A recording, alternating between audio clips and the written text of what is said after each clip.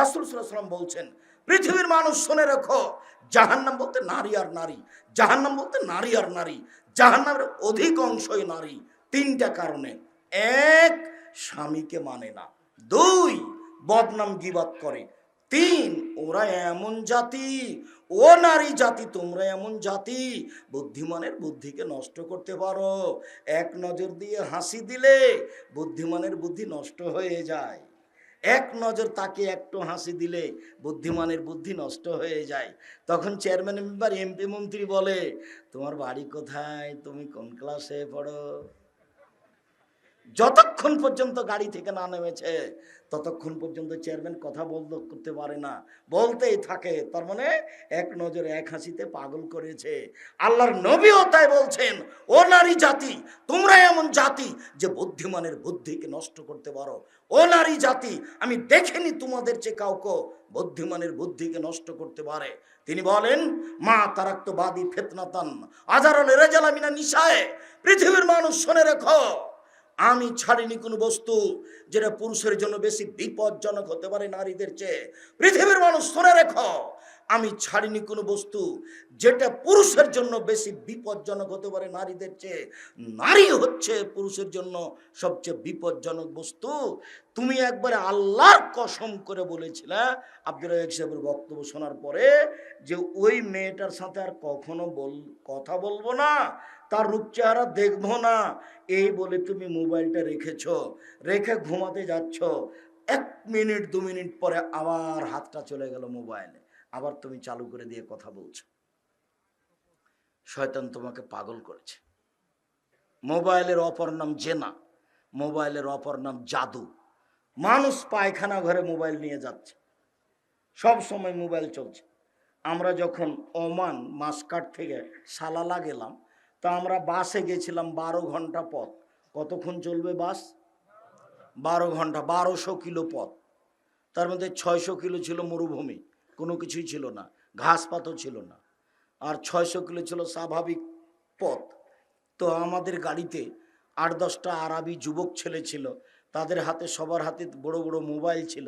তা আমি এই দীর্ঘ সময়ে কোনো 1 মিনিট তারা মোবাইল বন্ধ করলো তা আমি বুঝতে পারিনি। তোমার হাতে মোবাইল আছে, এখনো তুমি মাঝে মধ্যে চালু করে দেখছো এই বক্তব্যের মধ্যে। মোবাইলের অপর নাম জাদু, মোবাইলের অপর নাম জেনা। রাসূল সাল্লাল্লাহু আলাইহি ওয়াসাল্লাম বলছেন, আয়নানে তাজনিনে জেনাহুমান নাজরো, দুই চোখের জেনা হচ্ছে চোখ দিয়ে দেখা। অলোজনানে জেনাহুমাল ইস্তেমাও, দুই কানের জেনা হচ্ছে কান দিয়ে শোনা। দিন রাত ল্যাংটামের গান শুনছো। অলিয়াত জেনাহাল বাদশো, হাতের জেনা হচ্ছে হাত দিয়ে ধরা। আর রিজল জেনাহাল মাসি, পায়ের জেনা হচ্ছে পথে পা দিয়ে চলা। জেনাল কালব তাতামানা তাশতাহি, অন্তরের জেনা হচ্ছে পরিকল্পনা করা। জেনাল নুতকো, জিহ্বার জেনা হচ্ছে কথা বলা। এগুলো সব জেনার মাধ্যম। 1 মিনিট, এই ছেলে শোনো, তুমি এই মেয়েটার নাম্বারটা মোবাইল থেকে কেটে দাও, আর আল্লাহকে বলো, আল্লাহ আমি মারিয়াম যেভাবে বলেছিল সেইভাবে বলছি, এই মেয়েটার নাম্বার তো দূরের কথা, এই মেয়েটা যে কে এটা আমার জীবনে যেন আর মনে কোনোদিন না পড়ে। মারিয়ামের কথাটা একটু শোনো তো। জিবরাইল এসে মারিয়ামকে বলছেন, আপনার একটা সন্তান হবে। তখন মারিয়াম বলছেন, বলেন কি, আমার বিবাহ হয়নি, আমি জেনাও করিনি, আমার সন্তান হয় কিভাবে? আমি বিবাহ করিনি, আমি জেনাও করিনি, আমার সন্তান হয় কিভাবে? তখন জিবরাইল বলছেন, আপনার প্রতিপালক বলছে এটা হবে। তো সন্তান হয়েই গেল। যখন সন্তান হয়ে গেল তখন মারিয়াম বলছে, ওরে আমার দুঃখ, ওরে আমার আফসোস, ওরে আমার দুঃখ, ওরে আমার আফসোস, আমি জাতিকে কি দিয়ে বুঝাবো? আমার যে বিবাহ হয়নি, সন্তান নিয়ে যখন গ্রামে যাব সবাই বলবে, ছি ছি ছি ছি ছি ছি, বাইতুল মুকাদ্দাসে থাকে, মসজিদে থাকে, জেনা করে, কত খারাপ মহিলা, সবাই তাকে ভালো বলে। কিসের ভালো? কত খারাপ, মসজিদে থেকে জেনা করে সন্তান নিয়ে এসেছে, ছি ছি ছি ছি ছি ছি, ওরে আমার আফসোস, ওরে আমার দুঃখ। আমি মারিয়াম নাসিয়া মানসিয়া পৃথিবীতে এমন ভাবে ভুলে যেতাম, পৃথিবীর ইতিহাসে কেউ না জানতো মারিয়াম কে আছে। আমি পৃথিবীর মানুষের মুখ থেকে হারিয়ে যেতে চাই, পৃথিবীর কোনো মানুষ যেন আমাকে না জানে, না চিনতে পারে মারিয়াম কেটা। আমি লজ্জা ঢাকতে পারবো না। মারিয়াম এমন ভাবে জাতির কাছে পরিচিত হয়ে গেল ভালো হিসাবে, সারা পৃথিবীর মানুষ জানলো যা মারিয়াম ভালো, আল্লাহ বলছেন ভালো, কিন্তু মারিয়ামের স্বামী ছিল না, যার কারণে মারিয়াম ছেলেকে মেনে নিতে পারছিল না। ওরে আমার দুঃখ, ওরে আমার আফসোস, আমি জাতিকে কি দিয়ে বুঝাবো এটা আমার সন্তান? সবাই বলবে এ তো জারদ সন্তান নিয়ে এসেছে, কত খারাপ, ছি ছি ছি ছি ছি, এ বাইতুল মুকাদ্দাসে থাকে, ঘর নাকি ঝাড়ু দেয়, এ ঘরে জেনা করে, ছি, সবাই আমাকে এভাবে বলবে, আমি কি দিয়ে বুঝাবো? কিন্তু নাসিয়াম মানসিয়া, আমি এমন ভাবে হারিয়ে যেতাম পৃথিবী থেকে, কেউ না জানতো মারিয়াম কেটা। এই ছেলে, এই তুমি ওই মেয়েটার নাম্বার এইভাবে ভুলে যাও। এই বোকা মেয়ে, তোমাকে বলছি, তুমি একটা মেয়ে মানুষ, তোমার লজ্জা হয় না কেন?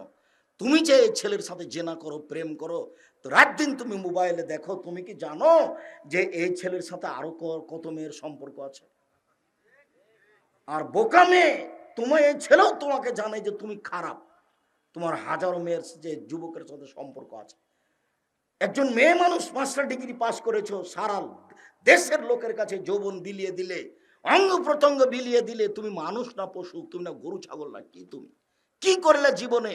একে তো নামাজ পড়ো না ঠিক মতো, তার উপর আবার মানুষকে পাপি করে জাহান্নামের দিকে ঠেলে নিয়ে যাচ্ছ, পাঞ্জার পাঞ্জার চুল জাতিকে দেখাচ্ছ, অঙ্গ প্রত্যঙ্গ দেখাচ্ছ। 24 ঘন্টার মধ্যে পোশাক পরিবর্তনের জন্য অনুরোধ জানাচ্ছি। উপস্থিত বৈঠকের দিনই মুসলিম বোন, আপনাকে আমি অনুরোধ জানাচ্ছি, এই মেয়ে, কথা বলছো কেন? তোমাকে তো বলছি, কথা বলছো কেন? তোমাকে তো বলছি, তোমার মা পাশে বসে আছে, এটা তোমার মা না তোমার খালা? হিসাব করতে পারো না? জাতির ক্ষতি করে কি করতে চাচ্ছ? জাতিকে পাপী করে কি করতে চাচ্ছ? তোমাকে তোমার বাপ বাধা দেয় না, তোমার ভাই বাধা দেয় না, তোমার দাদা বাধা দেয় না, খোলা মাঠে তুমি এভাবে করছো। সেই লোকটাকে দেখলে আমার খুব দুঃখ আসে। আল্লাহর নবী বলছেন যে বাপ মা পাহারাদার, আর ও 3 ছেলে গেছে লন্ডন, আর বেটি ঢাকা বিশ্ববিদ্যালয়ে প্রেমের গল্প করে, আর ওখানে ও তাসবিহ পেয়ে সুবহানাল্লাহ বলে। বাপ মাকে আল্লাহ নবী কি বলছেন? পাহারাদার। ও 3 মাসের জন্য কোথায় গেছে? লন্ডন। ভাইজান বলেন তো, এটা কি পাহারা দেওয়া হলো? এ কথা আমি বলিনি, জাতিকে ফাঁকি দিও না। তোমাকে বলছি, আপনাকে বলছি, মুরব্বী, জাতিকে ফাঁকি দিয়েন না। সংসার করতে এসে পরকাল হারায়েন না। 3 শ্রেণীর মানুষ জান্নাতে যাবে না, তার মধ্যে আপনি আছেন। হজ করলেও হবে না, তাহাজ্জুদ পড়লেও হবে না। 3 শ্রেণীর মানুষ জান্নাতে যাবে না। 3 শ্রেণীর মানুষ জান্নাতে যাবে না। এক, আর রাজলাতু মিনান নিসায়ে, পুরুষের বেশধারী নারী, যারা পুরুষের জুতা স্যান্ডেল পরে, যারা পুরুষের শার্ট প্যান্ট পরে, যারা পুরুষের পোশাক পরে, তারা জান্নাতে যাবে না। 2, দায়ুস, আপনি আল্লাযী কিরফিয়াল খাবাসা, যে তার বাড়িতে বেহায়াইর সুযোগ দিয়েছে, ও জান্নাতে যাবে না। হজ করলেও নয়, তাহাজ্জুদ পড়লেও নয়, চিল্লাতে গেলেও নয়। যার বাড়িতে বেহায়াই আছে, যার মেয়ে নগ্ন পোশাকে চলে, যার স্ত্রী নগ্ন পোশাকে চলে, সে জান্নাতে যাবে না। মর্মে আপনাকে অনুরোধ জানাচ্ছি, সম্মানিত দিনী ভাই বোন, এই ছেলে বসো, কিছুক্ষণ আমাকে প্রয়োজন দেখাবেন না দয়া করে। আর আপনি আমার চেয়ে ক্লান্ত নন, অতএব দয়া করে কোনো প্রয়োজন দেখাবেন না, ধৈর্যের পরিচয় দিবেন। আমি আব্দুল্লাহ বিন ফজল নই যে রাত ভোর পর্যন্ত বক্তব্য দিব। আমি এখান থেকে ঢাকা যাব ইনশাল্লাহ। এখন ঢাকায় ক্লাস নিচ্ছি, রূপগঞ্জ, নারায়ণগঞ্জ, ঢাকায়, সেখানে সকালে ক্লাস নিব ইনশাল্লাহ। এই প্রস্তুতিতে আমি আছি। অতএব দয়া করে আপনি আমাকে কাজ দেখাবেন না, প্রয়োজন দেখাবেন না আপনার। আমি প্রয়োজন দেখতে আসিনি, আপনাকে আমি অনেক ভালোবাসি। সম্মানিত দিনী ভাই বোন, মধ্যে একটা কথা বলে গেছি যে কর্মে দেখিয়েছি আল্লাহর শুকরিয়া, একটু মুখে দেখায় আল্লাহর শুকরিয়া। ভবিষ্যতে কোনোদিন কাউকে বলিও না থ্যাংক ইউ, ভবিষ্যতে কোনোদিন কাউকে বলিও না ধন্যবাদ। মুখে বলবে জাযাকাল্লাহ খায়ের, দেখো একটু শুকরিয়া। ইউনূস আলাইহিস সালাম জনগণকে দাওয়াত দিতে গিয়ে ভুল বুঝে জনগণকে ছেড়ে চলে আসছেন। নৌকায় উঠে গেলেন, নৌকা আর চলে না, ভারী হয়ে গেছে।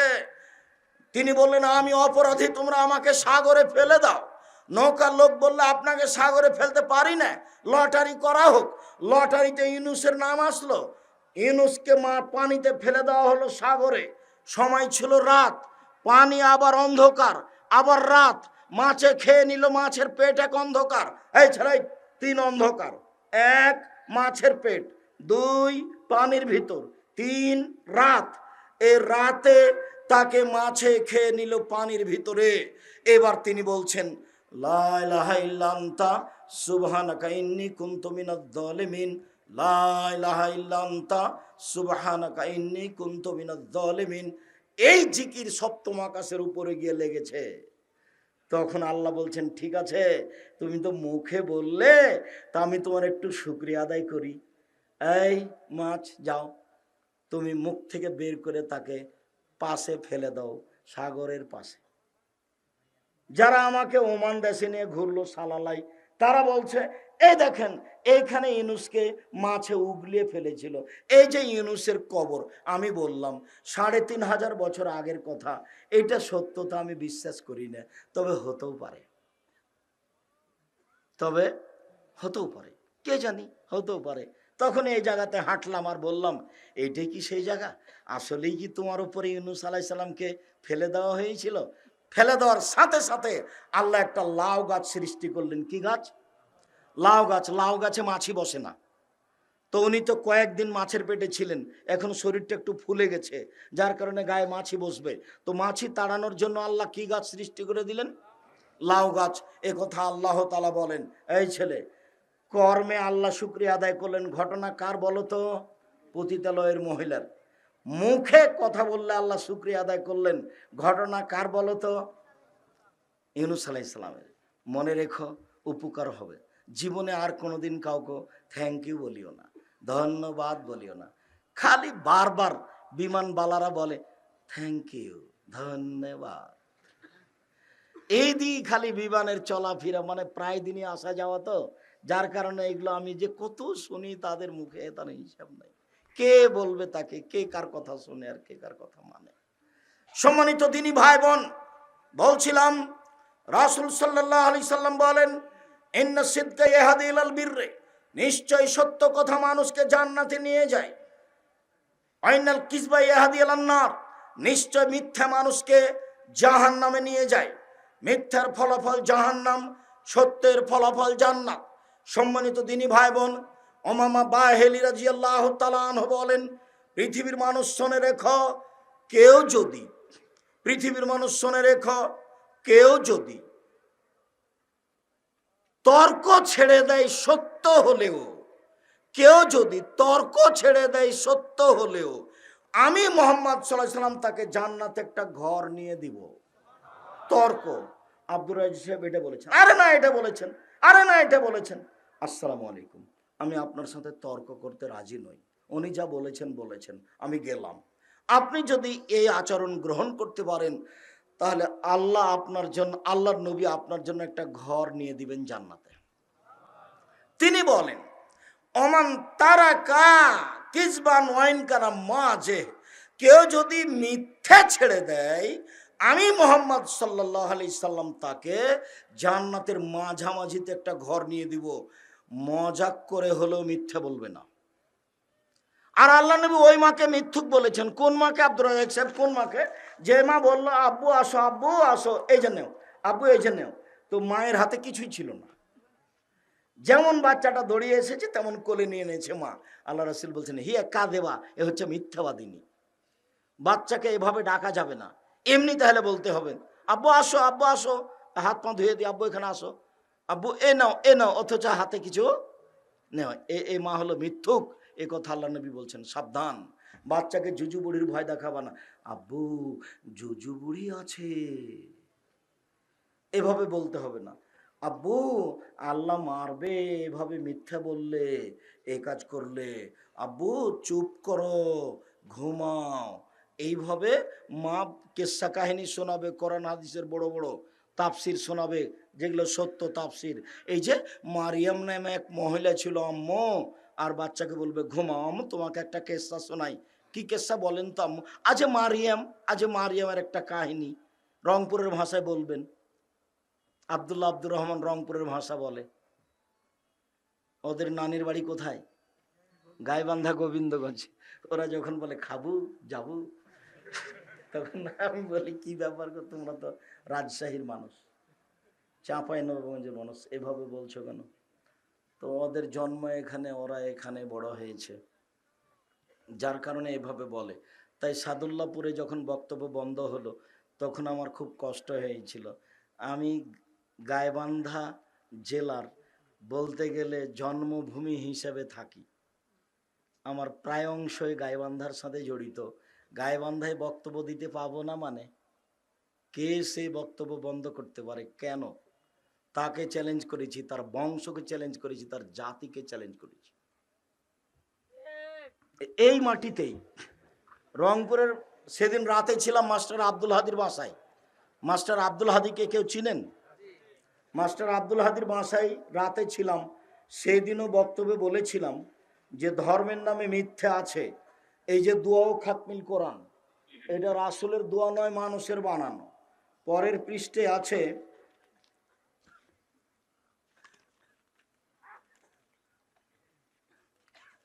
পরের পৃষ্ঠে এক পৃষ্ঠে আছে 20 বছর আগে বলেছি, 25 বছর আগে বলেছি যে এইটা রাসূলের দোয়া নয়। কেউ যদি একটা বাক্য এর রাসূলের প্রমাণ করে দিতে পারে, যেদিন প্রমাণ হয়ে যাবে সেদিন আমি আব্দুর রাজ্জাক বিন ইউসুফ আর বক্তব্য দিব না। ধর্মের নামে মিথ্যা আছে, আমি সাবধান করে আসছি 20-25 বছর থেকে। বইয়ের নাম মুকসেদুল মুমিনিন, হেডলাইনে লেখা আছে অবিবাহিত ছেলে মেয়ের পড়া নিষেধ। যে দেখে সেই পড়ে, যে দেখে সেই পড়ে। কি রে, অবিবাহিত ছেলে মেয়ের পড়া নিষেধ কেন? মানে হেডলাইনই ভুল। এখন হেডলাইনের পরে লেখা আছে ভরা পেটে স্ত্রী মিলন হলে ছেলে ভ্যাংচা হয়, সফরের পূর্বে স্ত্রী মিলন হলে ছেলে টেরা হয়, চন্দ্র সূর্য গ্রহণের সময় স্ত্রী মিলন হলে ছেলে কানা হয়। আল্লাহর কসম, আল্লাহর কসম, আল্লাহে আল্লাহর কসম, হেডলাইনের পরে যতটি কথা আছে সবই মিথ্যা, সরাসরি কোরআনের বিরোধী। আল্লাহ তাআলা বলছেন নিসাউকুম হারসুল্লাকুম ফাতু হারসাকুম, পৃথিবীর মানুষ তোমাদের স্ত্রী তোমাদের জমি, পৃথিবীর মানুষ তোমাদের স্ত্রী তোমাদের ক্ষেত, তোমরা তোমাদের জমিতে আসো, তোমরা তোমাদের ক্ষেতে আসো।